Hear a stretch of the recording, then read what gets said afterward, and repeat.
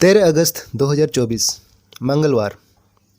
पहला पाठ एजेकियल का ग्रंथ अध्याय 2 पद संख्या 8 से 3 और 4। मानव पुत्र, मैं जो कहने जा रहा हूँ उसे सुनो। इस विद्रोही प्रजा की तरह विद्रोह मत करो। अपना मुंह खोलो और जो दे रहा हूँ उसे खा लो। मैंने आंखें ऊपर उठाकर देखा कि एक हाथ मेरी ओर बढ़ रहा है और उसमें एक लपेटी हुई पुस्तक थी। उसने उसे खोल दिया। कागज पर दोनों ओर लिखा हुआ था। उस पर विलाप, मातम और शोक गीत अंकित थे। उसने मुझसे कहा, मानव पुत्र, जो अपने सामने है उसे खा लो। यह पुस्तक खा जाओ और तब इस्राएल की प्रजा को संबोधित करो। मैंने अपना मुंह खोला और उसने मुझे यह पुस्तक खिलाई। उसने मुझसे कहा, मानव पुत्र, मैं जो पुस्तक दे रहा हूँ उसे खाओ और उससे अपना पेट भर लो। मैंने उसे खा लिया। मेरे मुंह में उसका स्वाद मधु जैसे मीठा था। उसने मुझसे कहा, मानव पुत्र, इस्राएल की प्रजा के पास जाकर उसे मेरे शब्द सुनाओ। यह प्रभु की वाणी है। ईश्वर को धन्यवाद। संत मत्ती का सुसमाचार अध्याय 18 पद संख्या 1 से 5, 10 और 12 से 14। उस समय शिष्य ईसा के पास आकर बोले, स्वर्ग के राज्य में सबसे बड़ा कौन है? ईसा ने एक बालक को बुलाया और उसे उनके बीच खड़ा कर कहा, मैं तुम लोगों से यह कहता हूँ, यदि तुम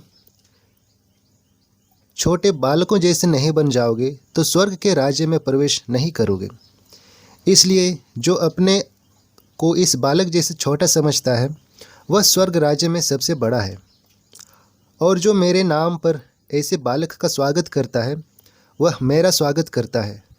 सावधान रहो, उन नन्हों में से एक को भी तुच्छ ना समझो। मैं तुमसे कहता हूँ, उनके दूत स्वर्ग में निरंतर मेरे स्वर्गिक पिता के दर्शन करते हैं। तुम्हारा क्या विचार है? यदि किसी के 100 भेड़ें हैं और उनमें से एक भी भटक जाए तो क्या वह उन 99 भेड़ों को पहाड़ी पर छोड़कर उस भटकी हुई को खोजने नहीं जाएगा? और यदि वह उसे पाए तो मैं विश्वास दिलाता हूँ कि उसे उन 99 की अपेक्षा जो भटकी नहीं थी उस भेड़ के कारण अधिक आनंद होगा। इसी तरह मेरा स्वर्गिक पिता नहीं चाहता कि उन नन्हों में से एक को भी खो जाए। यह हमारे प्रभु यीशु ख्रिस्त का सुसमाचार है।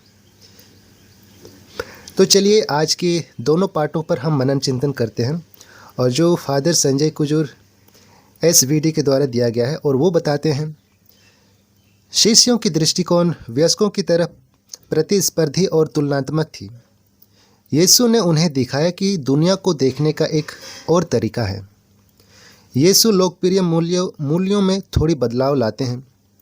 यीशु 2 दृश्यों की पेशकश करते हैं, विनम्र बालक और आश्रित भीड़। यीशु की सबसे बड़ी चिंताओं में कमजोरी और छोटों की देखभाल करना था। यीशु के प्रचार और उनके जीवन का एक निरंतर विषय था छोटे और खोए हुए का महत्व। इसलिए वह आपको और मुझे ढूंढते हैं। यहाँ यीशु ने ईश्वर को हर किसी के लिए पहरेदार के रूप में चित्रित किया है, विशेष रूप से उन लोगों के लिए जो कमज़ोर और आश्रित हैं। यदि कलीसिया के नेतृत्व संख्या का खेल है तो हम रविवार के पवित्र मिस्सा के लिए उपस्थित लोगों के साथ खुश होंगे। यीशु चाहते हैं कि हम कलीसिया के हर सदस्य के लिए सही चिंता करें, खासकर जो भटक गए हैं।